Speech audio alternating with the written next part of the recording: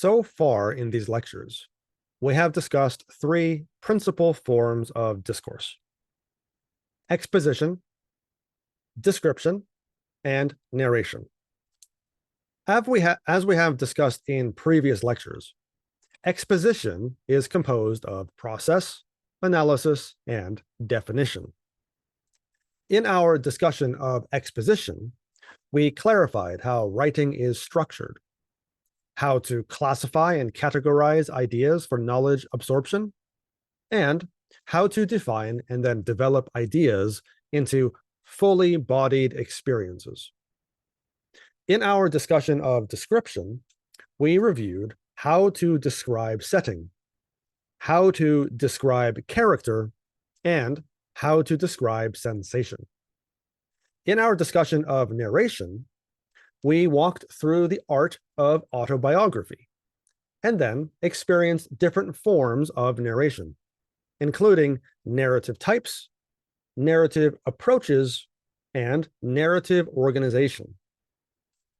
For today's lecture, we will shift gears and begin our teaching into argumentation. Argumentation, as the fourth form of discourse, is equally as important as the previous three, that being exposition, description, and narration. All four forms must be used together to craft a convincing work of prose. While some elements from previous discourses are related to argumentation, such as the structuring of writing so that the writing can include certain elements of argumentation, argumentation, also known as persuasion, has a very specific purpose and must be considered equally as important as any other form of discourse. As we have said from before, trying to use argumentation without the use of exposition, description, or narration is not recommended. But also, we do not recommend trying to structure something without a persuasive goal, or trying to describe something without a thesis, or trying to narrate something within a vacuum. The purpose of argumentation is to sway the heart and mind of the reader. To sway the heart and mind of the reader, you must employ three strategies: logic for the mind, and emotion for the heart. One final optional strategy you can use will be the strategy of satire, a form of emotional logic that uses narrative to expose a contrarian ideology, serving as an oppositional example to your thesis. We will review satire later, but I feel it's necessary to discuss satire in this initial introduction to argumentation, as satire doesn't fit neatly into the other three discourses, but is ensconced within the form of argumentation. For today's lecture, we will discuss logic, and then in further lectures, we will move into instruction on how to incorporate appropriate emotion into writing, as well as how to write honest satire. Let's be clear about something up front, though. While argumentation is one of the four forms of discourse, when we employ argumentation, we must focus on the aim of argumentation and not the form. An overfocus on the forms of argumentation leads to a term we studied in an earlier lecture known as sophistry. Sophistry is when writers or communicators employ unethical tactics to convince their reader or listener of a topic that is purposefully against the self-interest of the reader or listener. Sophistry is, by design, a form of obfuscation or deception, and I will be doing my best today to instruct you on ethical forms of argumentation. This is why the structure of this lecture is a little different from the others. I want to be exceedingly clear with you when I state something. I also want to encourage you to employ the forms of argumentation only in ethical ways, not to deceive others. While some people are stupid, many people are not stupid, and those people will see through deception, and they will recognize sophistry. Using sophistry, or focusing only on the forms of argumentation, will serve your short-term interests. But in the long term, your work will suffer because of your use of deception. The use of argumentation is only ethical when you are not attempting to deceive, but rather when you are attempting to inform using causal and logical argumentation. Firstly, let us discuss 3 terms that are necessary to understand argument. The first term, as you have already heard many times during this lecture, is argumentation. What is argumentation? Argumentation is a cool, not hot, and rational, not irrational, presentation of statement or assertion or theses, and support or use of evidence. And argumentation is without 2 elements and with 1. Number 1, without emotional appeal.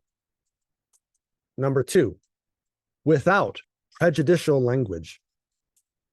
And number 3, with aiming to interact with someone's intellectual faculties. The goal of argumentation is agreement. The second term is persuasion. What is persuasion? Persuasion is an alternate form of argumentation that is steeped in feelings while also following a set logical pattern. While persuasion has the goal of agreement, persuasion also has a secondary goal: action. Persuasion attempts to arouse emotion and passion so that the reader behaves differently as a result, making persuasion not only an intellectual discipline, but also a physiological discipline. Essentially, argumentation results in your accession to an idea, while persuasion convinces you to actually spend some of your money. The third term is the proposition. What is the proposition? Let's look at the word itself. We have at the beginning pro, and then we have at the end position. This is the meaning of the word. To have a proposition means you are supporting a particular position. The proposition is also known as the assertion. A third synonym for the proposition is the thesis.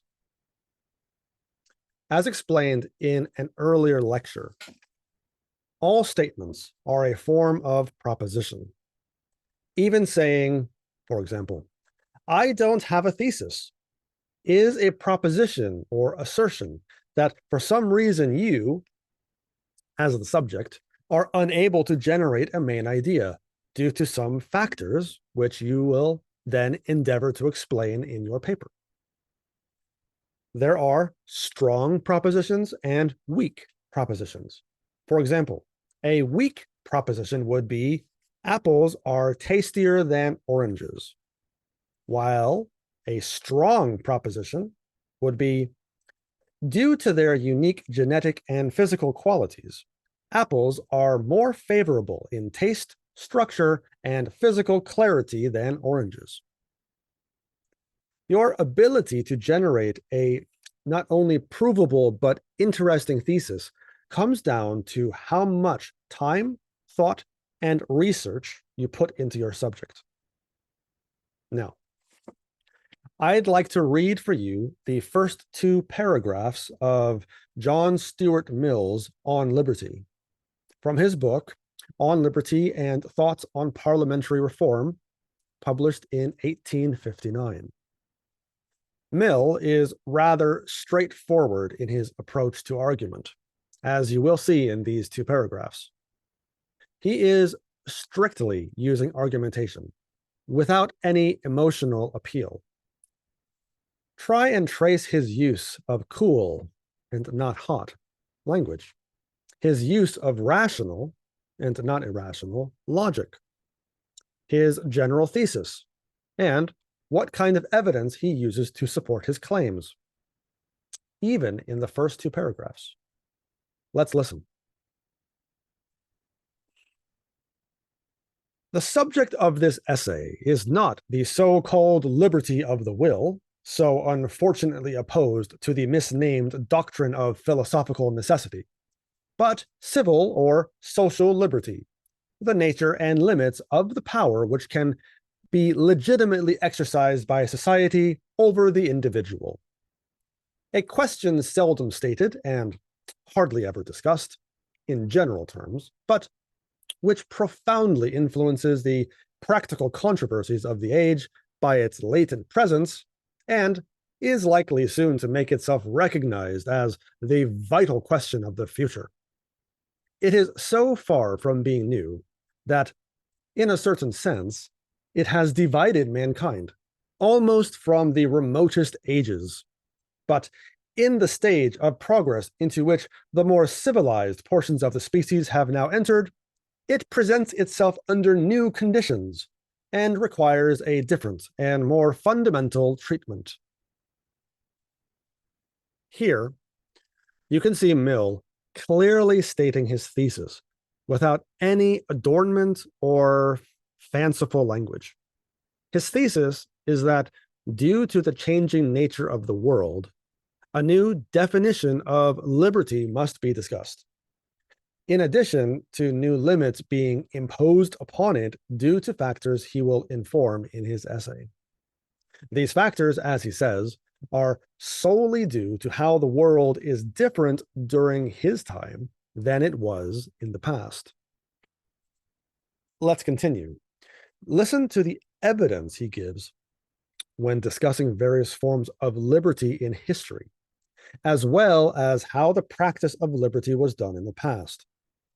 Also, listen for the lone metaphor that Mill uses to great effect.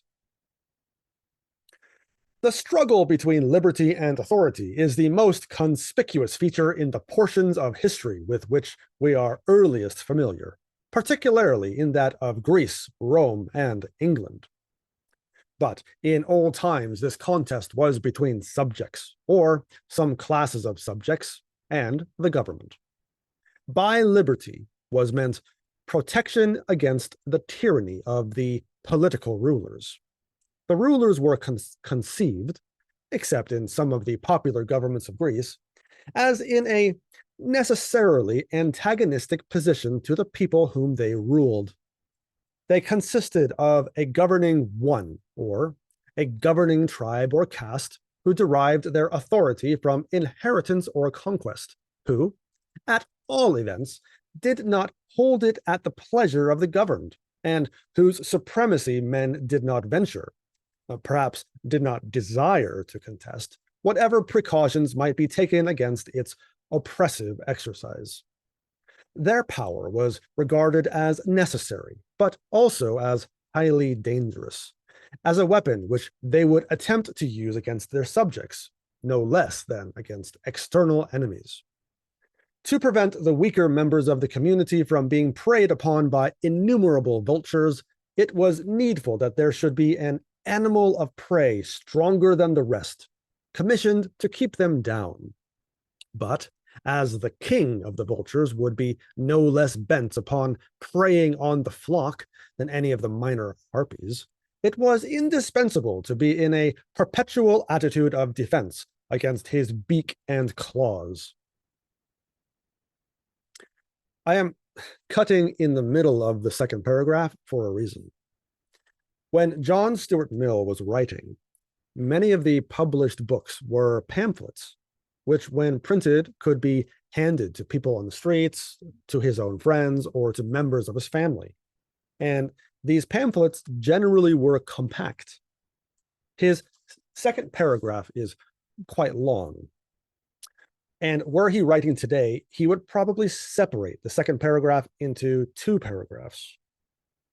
In this second part of his second paragraph, he now moves into actionable statements. And this is where the crux of his argument is.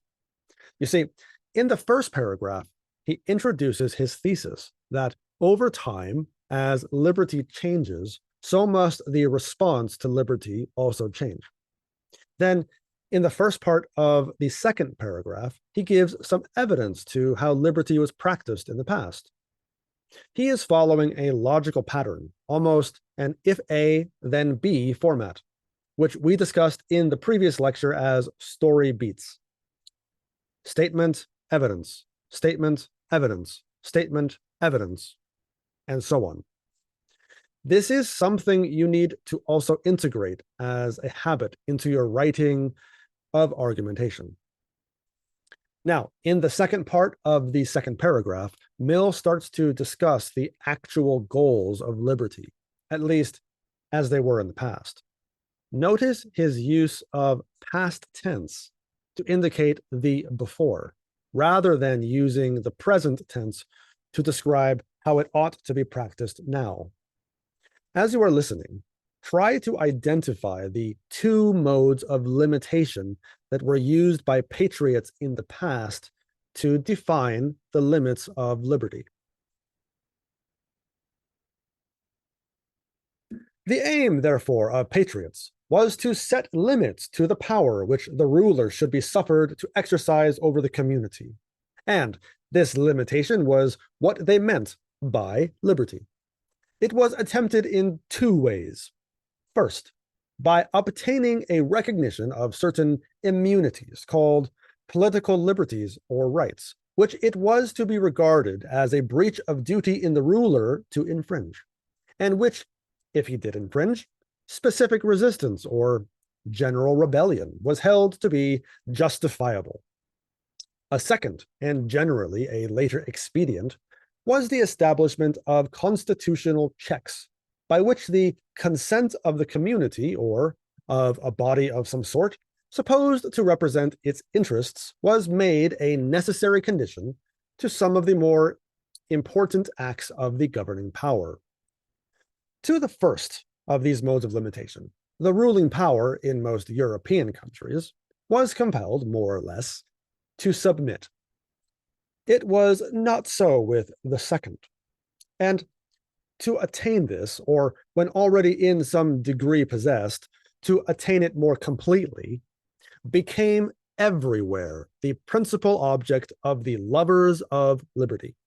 And so long as mankind were content to combat one enemy by another, and to be ruled by a master on condition of being guaranteed more or less efficaciously against his tyranny, they did not carry their aspirations beyond this point.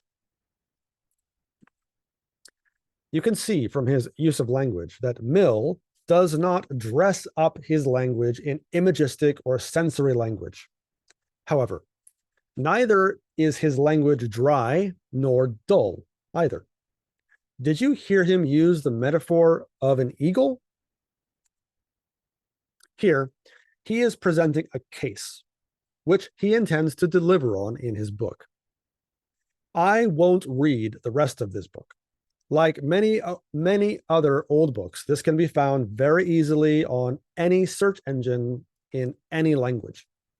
I do encourage you to read his book on liberty if you have not yet read it. Honestly, it should be required reading for anyone who breathes. But it's understandable if up to this point you haven't read it or even heard of it.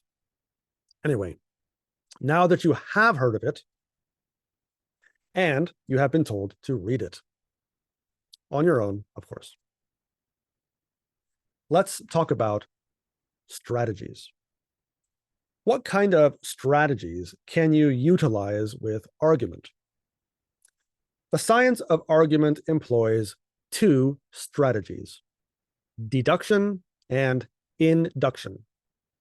John Stuart Mill's On Liberty is a great example of a deduction strategy. What is a deduction strategy? A deduction strategy is when the writer begins with a proposition and then supports the proposition point by point. This is the most common version employed by writers, because not only do most readers expect the deduction strategy, but they're also comfortable with it. The induction strategy, on the other hand, must be employed with great care.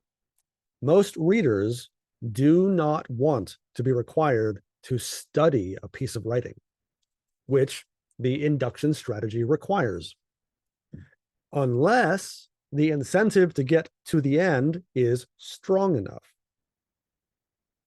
Jonathan Swift was a writer of satire. We will discuss satire at some length in the future, but for now, you should understand that satire is a contrarian form of writing, which challenges assumptions and ideology using paradox, irony, and shock. Jonathan Swift uses the induction strategy often in his writing, but he can only use this strategy if he crafts a beginning hook so appealing for the reader to finish that the reader is salivating with desire to get to the end of the writing. In these series of lectures, I also suggest using a type of induction strategy at the beginning of your writing, known as the hook, which is used as shock value to shock the reader into sticking around and finishing your writing. However, you will recall that when I read through Mill's On Liberty, the beginning of his essay, when he discusses, quote, the struggle between liberty and authority, is not that enticing. However, he was writing for a far more professional audience than the general public, specifically to lawmakers, lawyers, judges, and contemporary philosophers. Swift, on the other hand, was writing to shock mothers and sisters in the English world from their complacency into action.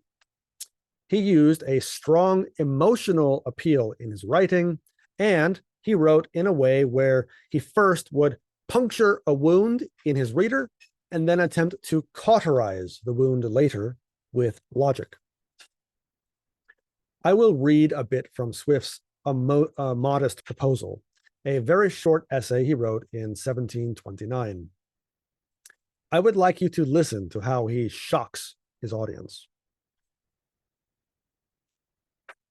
It is a melancholy object to those who walk through this great town or travel in the country when they see the streets, the roads, and cabin doors crowded with beggars of the female sex, followed by 3, 4, or 6 children, all in rags and importuning every passenger for an alms.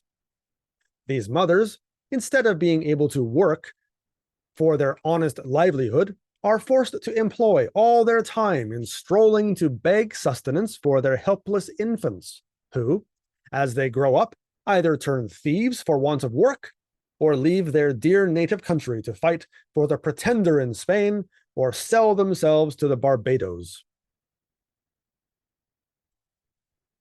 Notice that Jonathan Swift does not begin with his thesis. He provides a shocking image of normal people from his society, poor, downtrodden women begging with their children, a common sight at the time in England. In some ways, he was saying the quiet part out loud, making mention of a societal disease that was quickly destroying England from within. Poverty, sickness, and disease was causing people to leave England in droves. Many of these people, as Swift says, were selling themselves as mercenaries to foreign kingdoms or selling themselves and their children as slaves into the British West Indies. Immediately, the reader is arrested and stopped mid-read, wondering where Swift is going with this. With something this shocking, he better have something to back up what he is saying. It has now become a necessity of national pride for the reader to challenge Swift on these ideas. Let's continue. So far, Swift hasn't introduced his thesis, but he is working his way toward it gently. Listen to how he uses examples to create an image the reader can grapple with.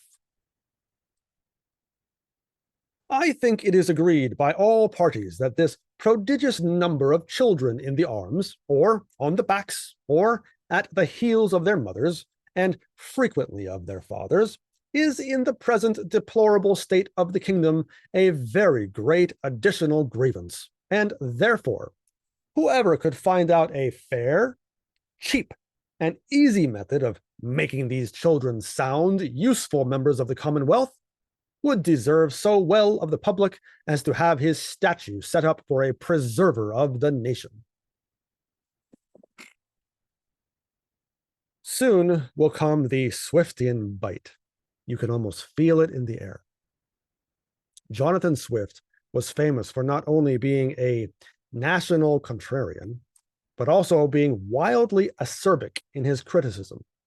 Here, you may notice that he is not only attacking the sensibility of his reader, but he is now perhaps going to make the proposition of horror, of using or abusing children for the gain of the state. Of course, for those who know Swift, they know he will find a clever way to turn this around.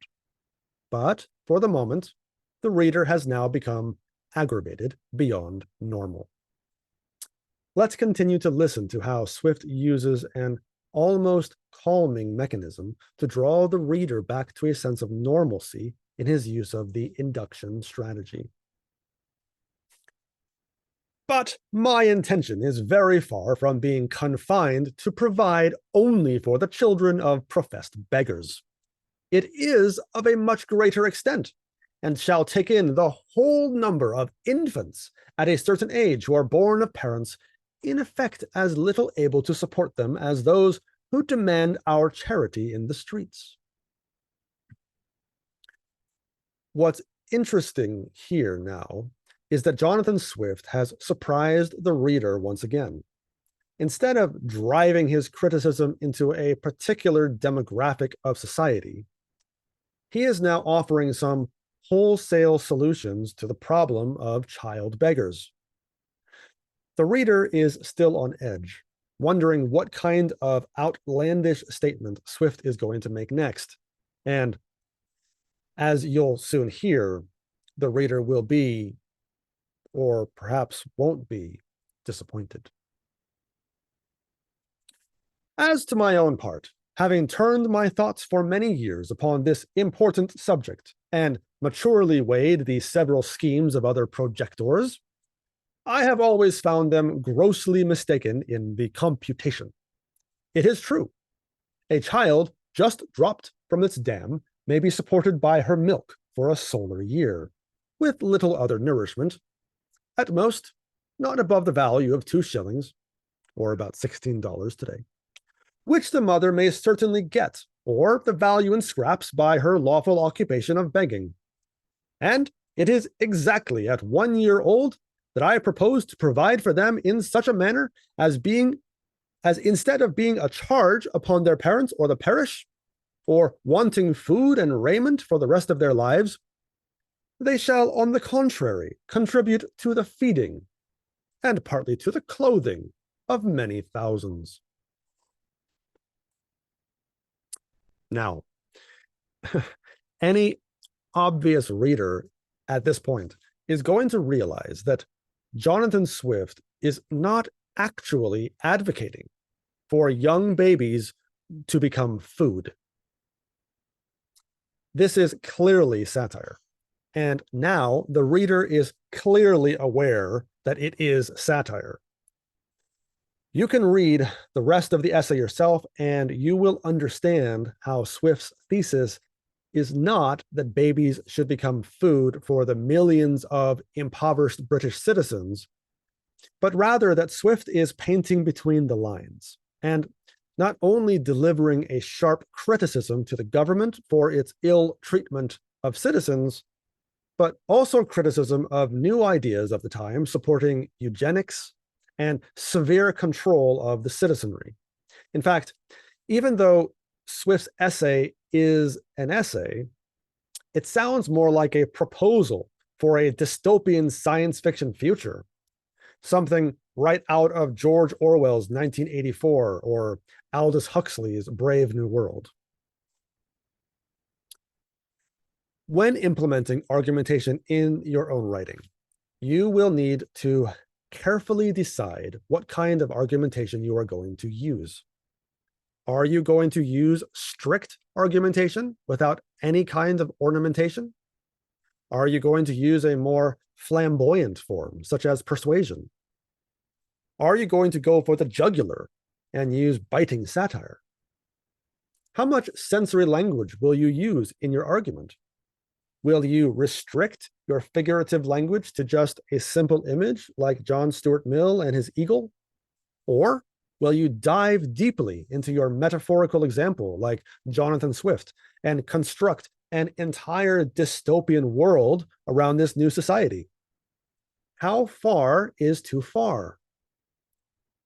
Whatever you choose to do, you must take care in the construction of your argument. Your argument must be a finely honed blade, or else you may end up either not cutting through the entire surface, missing your surface entirely, or perhaps even injuring yourself in the process. And make no mistake about it. If you attempt to write an essay without a finely honed blade, you will end up writing something so useless it will only be useful as scratch paper. Or you might end up destroying an entire society. Or perhaps cause irreparable harm to your own reputation.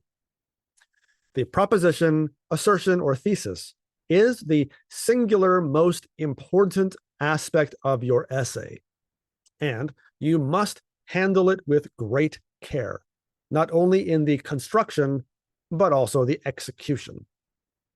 Take all the time you need to formulate or reformulate your argument. The world's fanciest wordsmith without a thesis is just a fancy writer who doesn't say anything.